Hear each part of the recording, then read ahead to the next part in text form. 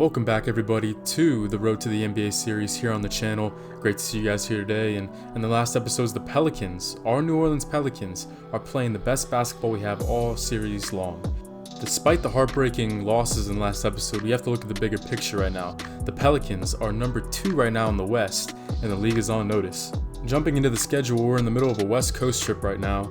We beat the Kings in their home court, then we face the Clippers in another road game. This one we lost pretty bad, and on top of that, Josh Hart got a little dinged up. He had a hip injury, so he's going to try to play through it however. Josh Hart's such an old school player, battling injuries, always playing defense, I love it. And the Warriors continue to be kind of a non-factor here in the series ever since we started in the NBA. This season they're 11th right now in the West, and speaking of injuries, they have their fair share. Draymond was actually traded earlier on this season, but they're also missing Eric Paschall at the center position. So Willie Hernan-Gomez and a guy who I'm not even going to try to pronounce his name, they're their starting bigs tonight.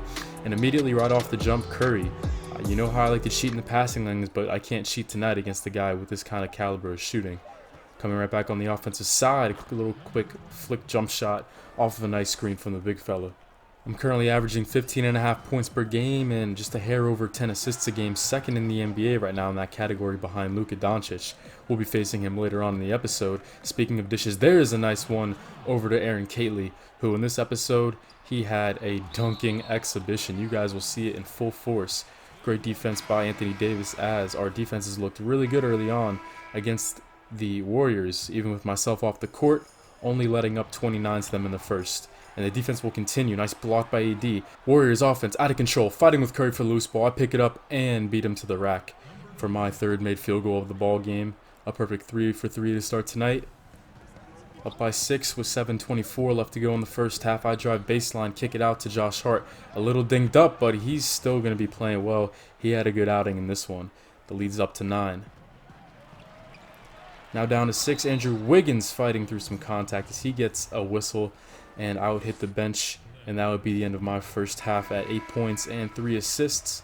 Can the bench give us a cushion? No, they cannot. As you guys know, our biggest weakness this year, the one facet of the game that's been holding us back, is our bench performance when I'm not on the court. And the Warriors have their first lead of the night, but I beat a big man off the dribble, battling Willie Hernan-Gomez. Nice double clutch layup to just get around him.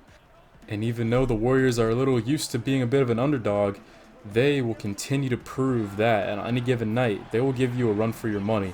Wiggins retakes the lead right back. Now the deficit rises to 4 with 6 and some change left to play in the third. I got that big guy on me again. Last name I cannot pronounce. I'm not going to try to. Yeah, another layup for me, and I'm still perfect from the field. And when the offense is at a standstill, you already know what head coach Anthony Thornton wants us to do. Catley runs the floor, punches one down, another one at that, and you guys will see in this episode he had plenty of those to show. But Curry, once again, 2 hesitation moves in a row and pops it right in my face. The former MVP is still giving me buckets in bunches today, and I try to answer back with a 3, no good however, and even in a game where I'm shooting 100% from the floor, my 3-pointers are still under average. You know, I really need to continue to work on extending my range, as there's Josh Hart, nice drive to the rim, working out some tightness probably in that hip that's dinged up. And on the sideline, I see backup rookie point guard from Kansas, Devon Dotson, ready to check in, so it looks like I'll be hitting the bench. Hopefully this time the bench can give us a little bit more effort. And that they do. We start the fourth quarter with a 3-point cushion. But the Warriors bench, speaking of benches, they had a pretty nice spark for them to start the fourth. Jordan Poole makes a 3, and he would not be done there. Taking Mirotic off the dribble. He gets an and one opportunity here on top of our defense, as it's a quick, clean 6 points for the former Michigan Wolverine. Throughout the season, Catley's been progressing in other aspects of his game, and that includes playmaking. And it's nice to see Kostas Antetokounmpo making some plays, as he's been a friend of mine since my summer league days back in my rookie season when I was just trying to make the team. But let's keep the focus on Catley as he's lifting off once again as we continue to run the break. Golden State's transition defense has not been there tonight. The Warriors' half-court defense has been great, as evidenced by me only having 4 assists on the night so far. But when we get out and run, their transition defense looks exploitable. Tied up at 87 here. Curry tries it again with 2 guys in his face, and it still does not matter for the Davidson product. He just makes you shake your head sometimes at just how skilled he is, and as you can see us walking to the sideline, everybody just dumbfounded about that shot. Off the catch, off the inbound, Josh Hart no good, but a big rebound from Holmes as I take Curry off the dribble. He was off balance trying to close out there. That's an easy take to the rim, blowing by the former MVP, and stepping up and hitting 2 clutch free throws to nail the gap to 1 possession. Clay tries it from deep, no good. Another rebound for Josh Hart. He still had a productive game, even though he's fighting through injuries. And how about Kately off the pass? Only took 1 dribble and still got pretty high up there. Very impressive from the rookie. Up by 2 now, 3 minutes to play. Dishing one off here to Richaun Holmes as he pushes it in from underneath the rim. Feels like my first assist in forever. I only have 5 on the night as the Warriors have been doing a good job negating my playmaking ability. And we finally have a bit of a cushion, especially after the steal from Josh Hart. We can always count on some defensive plays from Josh Hart in every single game as the Brow punched it down in transition. They're trying to run a play for Curry. He's not open. Good defense for myself, but Klay Thompson takes matters into his own hands, knocked down 3 as he steps up and hits one. A tough day from Klay. Great defensive showing from Kately against one of the better shooters in the league, maybe of all time, but AD doesn't want to hear any of that noise. He wants to punch it down and get out of here with a win. The Unibrow, for the first time in his career, finally on a contending team, and he knows how important it is to win these tight ones. But out of all players on the Warriors, they go to Andrew Wiggins to give them the biggest shot of the night on their side, taking the lead with 1:20 left to play. The Pelicans offense pushes the ball up the floor. Anthony Davis corrals the tip pass, a very important play there as it leads to a foul. Almost a turnover on my part, but Anthony Davis has my back. Curry tries to take a lead, no good. We got about a minute to play. Coming back on offense are the boys in red. And this place is rocking, but Anthony Davis doesn't care. He wants to shut up this Chase Center crowd with a colossal and one, continuing his sparkling play whenever the game comes down to the final moments. He is so good in the clutch time of these close ball games. But how about one more highlight play to send us out of here happy? Klay Thompson touches the floor, a drop-off pass to Josh Hart. He bangs it from way beyond the arc. Wow, what a way to cap off this game. Even though Golden State isn't in playoff contention, 11th right now in the West, they gave us a fight tonight. But we end up making it out of the Chase Center unscathed with a record of 2-1 on this West Coast road trip. Anthony Davis with 24 and 13, 3 blocks. I had 20 and 8, 7 turnovers though. The Warriors did a really good job. A lot of credit to them on eliminating my playmaking. Kately with a big day. Josh Hart fighting through that injury. 14 for him as he had a good day shooting. Even better on defense, holding Klay to only 15 points. I did a good job on Curry, 21 for him on the day on less than 50% shooting. And now we go to battle with one of the weaker teams in the NBA, an away game in Washington versus the Wizards. Multiple-time All-Star and former MVP candidate John Wall has decided to sit out for the rest of the season after the Wizards could not move him at the trade deadline, which means that Jerome Clifford, a very familiar name, will be stepping in and fulfilling his duties. If this name sounds familiar, then you wouldn't be wrong. This is a guy I've been a rival with since my days at the Texas Longhorns back in college. He's another rival in this series, and me and him went toe-to-toe in March Madness.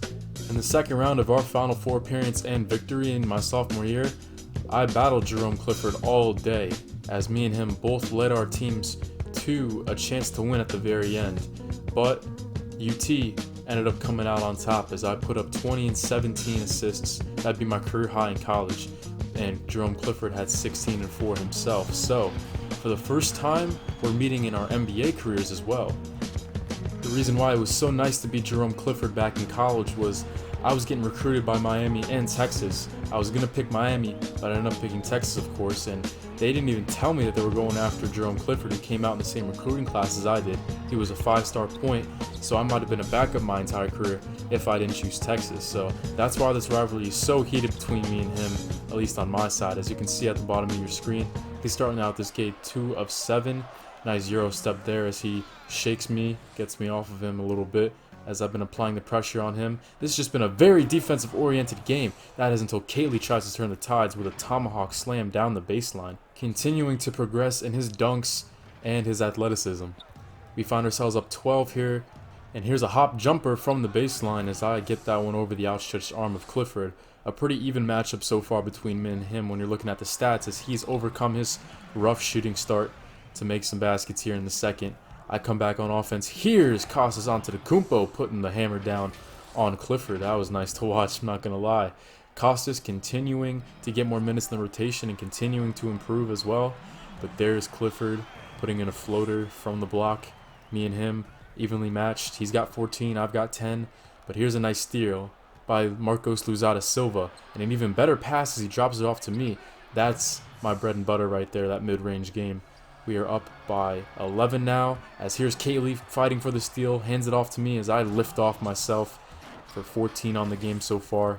I cannot let Clifford outscore me in our first NBA duel. Let's jump back into the action, up 9 here in the fourth quarter, ripping Jerome Clifford in a very similar play we had the last time we met. And look at this layup, wow. Some acrobatic finishing displayed there for my 17th and 18th points on the ball game. Another stop on defense. We currently sport the #1 ranked defense in the West right now as Kaylee throws down yet another slam in this episode. Up 13, we're in the driver's seat. Nice pass from Aaron as I find another jump shot. Green light once again. The lead's now 12 with 4 and some change left to play. Handing it off to Kaylee for even an and one. Why not? My former college teammate gave me an assist on the last possession, so I figured I'd return the favor. Good team defense on Clifford down in the low post. Kaylee, this time he's lobbing once again. Another lob from the rookie of Texas. When even Aaron Kaylee's throwing dimes to the unibrow, that's how you know our team chemistry is at an all-time high. But how about one more highlight play before we get out of here? Behind the back move, getting Jerome Clifford all twisted around, but this time Josh Hart cannot make the three-pointer to finish the highlight play, but it's all good. We still walk out of here with a W. Just like the days at UT and Miami respectively, another evenly matched game between me and Jerome. I had 22 and 14 assists, but 5 turnovers. The unibrow with nearly 30 points, but it was his work on defense. He was the anchor today with 5 blocks. Aaron Kaylee, a great job. Another solid performance on the defensive side. Bradley Beal, tough day shooting, and Jerome Clifford with 20.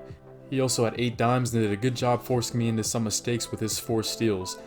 Now we shift our focus to the bright lights of Madison Square Garden as we face my favorite team, the New York Knicks, back here in my hometown.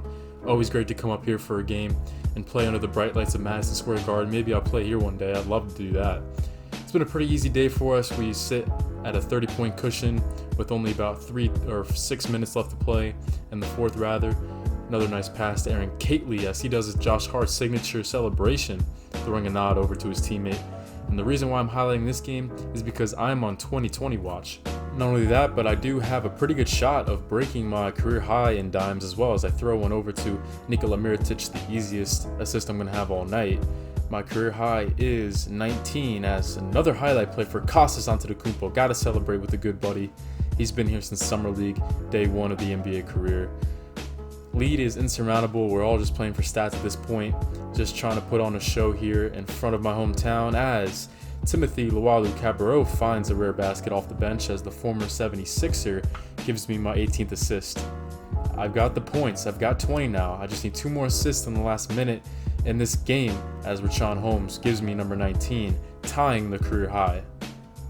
Dennis Smith tries it again from 3, no good. And we're out on the break. Got one last chance probably for my first 2020 game, but Kaylee catches it in stride and puts it in as there is my first 20-point, 20-assist game of my NBA career.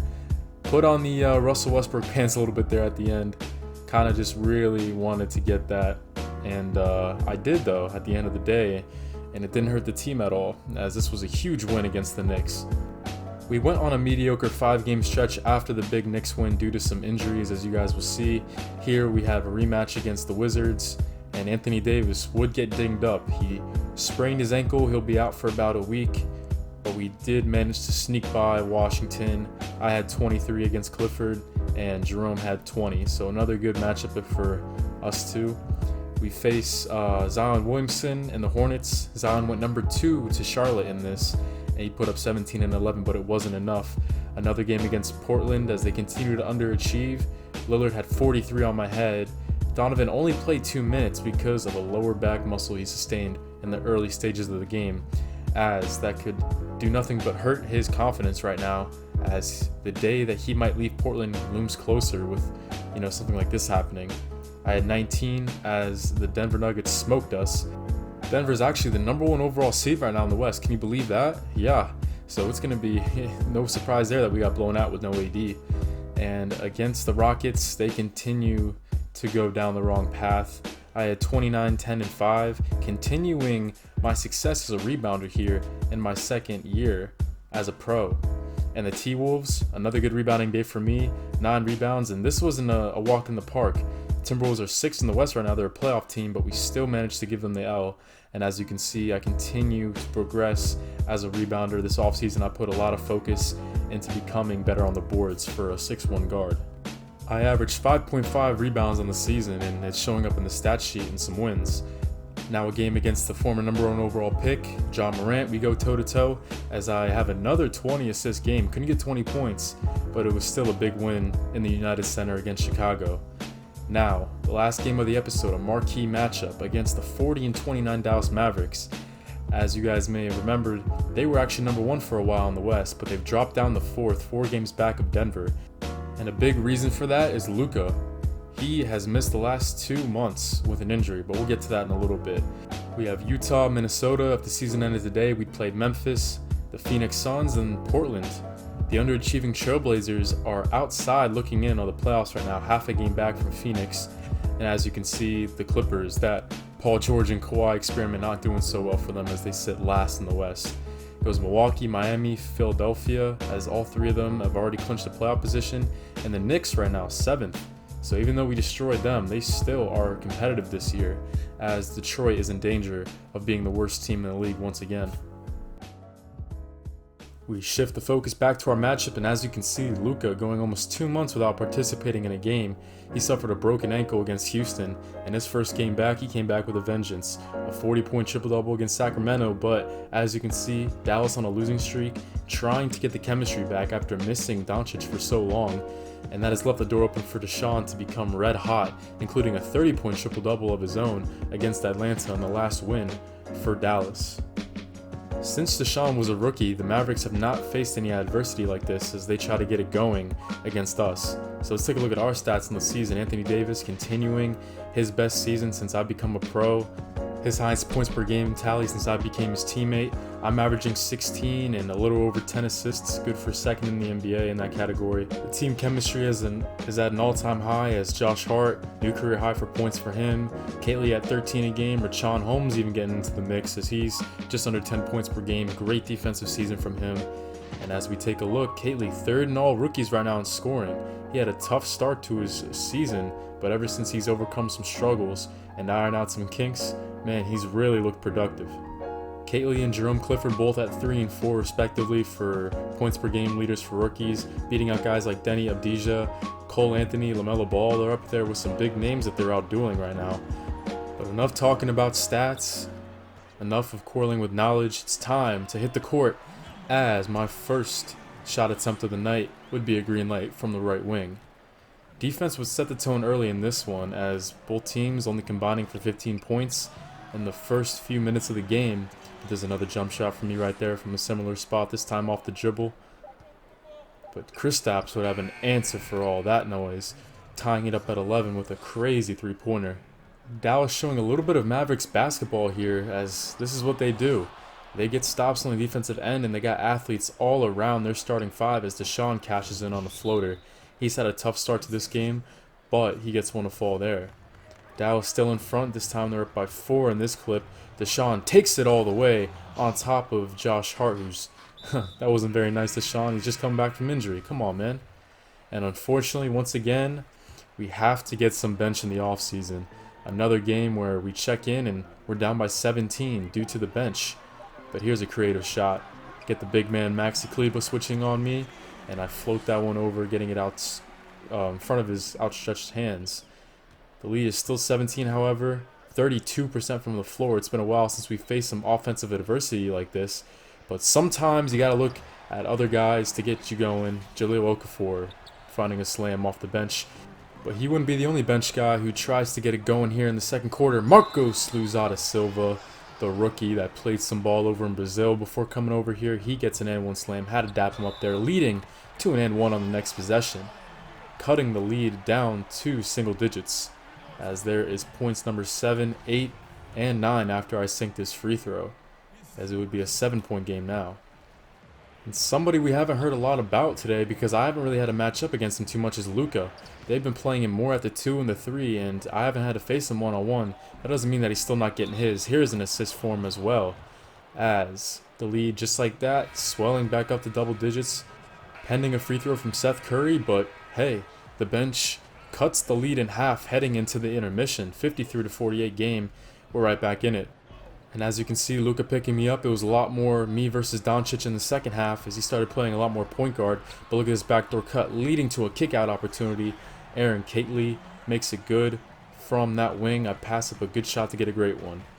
But that also means that Luka can take me to town in the post. Yeah, this is the reason why they like this matchup versus me and Luka. He is so good at getting that shot from inside in the low block. Deshaun no good on the layup. Just a little handoff, bounce pass to Aaron Catley, making another jump shot. We're starting to go toe-to-toe with Dallas here, as they've had a good night offensively. Now we continue with Doncic, an incredible shot with 2 guys coming at him, including the unibrow. The lead's up to 8 and would swell to 10 after he puts in a floater, once again over 2 Pelicans defenders. And Dallas, when they get their offense going like this, they're almost unbeatable. We saw it firsthand in the playoffs. And that just means that I have to get my offense going just as much as theirs. Good job by Deshaun working it around the perimeter, as Jalen Brunson, he's had a great day off the bench. Their top scorer at this point in the ball game. The lead's up to 11. Even though Deshaun didn't have a good day shooting, he did a great job playmaking. He finished with 11 assists. But here comes the Pelicans offense. Good screen as I find a shot from the baseline, pulling up once again. And one thing I haven't talked about today that'll prove pivotal here in the final moments of the game is boom, foul number 4 for me right there. Brunson has been so good off the dribble. He's so quick with that first step that he's gotten by me a few times, drawing a lot of fouls on me and my teammates. Foul number 4. I only have 2 more to give heading into the 4th period, as the bench, once again, closing the gap a little bit. We're right back in it, as it's now a 4-point cushion for the Dallas Mavericks, as Richaun Holmes makes it a 1-possession game with 6:48 left to play.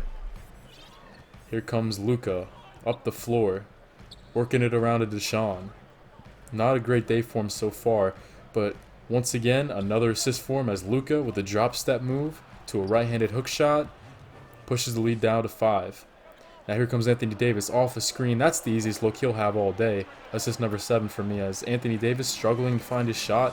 The unibrow had the playoff series of his life against Dallas about a year ago, as he averaged over 30 and 15 against Dallas, but no such luck tonight, as Deshaun, with a huge shot, finally starting to get it going a little bit, but on the next possession he forces a layup.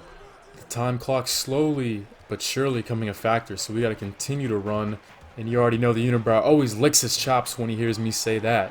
When he hears me say running in transition, he gets ready to go. And he almost gave me a heart attack. It looked like that alley-oop was about to rim out, but thank goodness he managed to put it down. Davis has been doing it from down low, and this time he gets an easy look from mid-range, but it rims out. Wow, the easiest look he's going to have all day, and he couldn't put it down. The lead is 8, and this would lead to some momentum for Dallas, as the lead goes back to double digits, just trying to find a way to stay in it. And despite Anthony Davis missing the gimme jump shot on the last possession, that doesn't hinder my trust in him at all. I go right back to him. This time he makes good on it. Kristaps, deflected by AD. Great defense there on that possession. And despite Luka being 8 inches taller, I go right at him. And I get the bucket to fall, plus a chance for one more at the foul stripe. And Luka and Jalen Brunson, they both got me in foul trouble.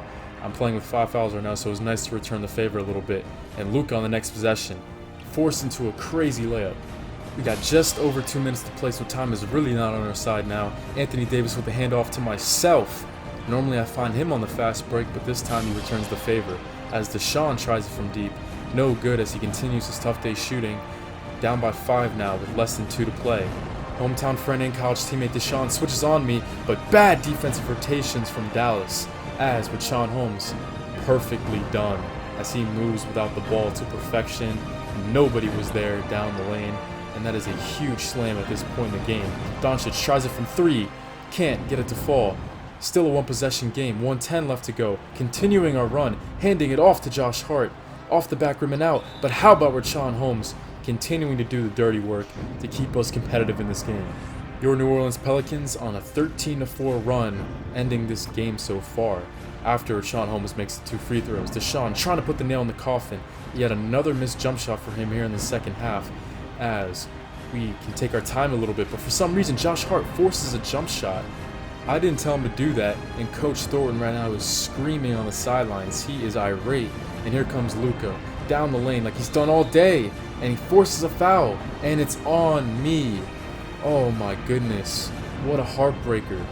And possibly the first time in my entire career I foul out, and it couldn't have come at a worse time. Luka steps to the line, and I gotta wait to see if the bench can get it done. Could we get it done? That question, unfortunately, is answered with an emphatic no. We forced an overtime period, but because of Devon Dotson, the rookie point guard, his tough overtime period, we lose by 6 in a heartbreaking defeat against the Mavericks in a game with huge playoff implications. I had 22 and 10, 10 of 15 from the floor. Anthony Davis with a good night, but not quite the performances that he was having in the playoffs last year against Dallas. And Kate Lee and Josh Hart combining a 5 of 19 shooting from the floor.